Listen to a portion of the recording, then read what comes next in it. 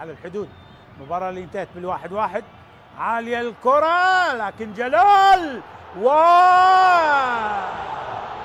هدف هدف هدف هدف هدف هدف هدف هدف لصقور الجبال. برنس أبوكو أو يعني البرازيلي، خلي نشوفه، لوكاس أو برنس أبوكو.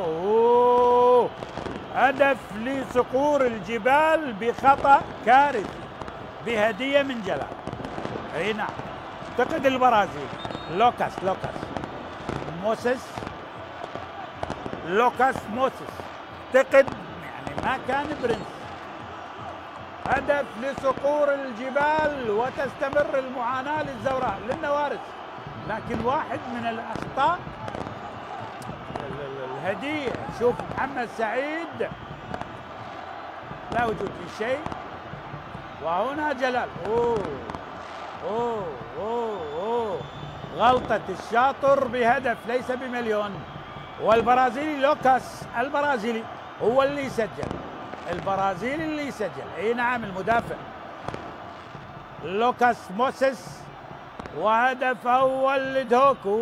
يا جلال باللقطة الماضية هو يحصل مع حراس المرمى، لكن بهذا التوقيت 1-0 لدهوك. عالية داخل منطقة الجزاء، ابعاد من الدفاعات، تعود مرة أخرى ركلة جزاء لا يتردد علي صباح، ركلة جزاء.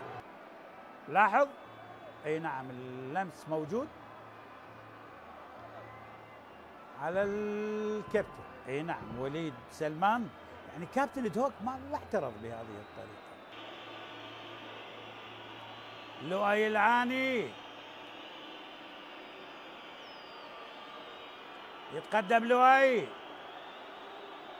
للزوراء، وهدف هدف هدف هدف هدف هدف للزوراء للؤي العاني.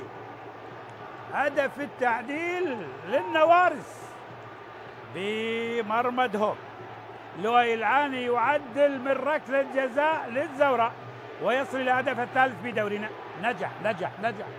لؤي يتقدم، حاول عماد عيسى بالكرة، لكن شوية كانت بعض القوة في الكرة فراحت للشبه.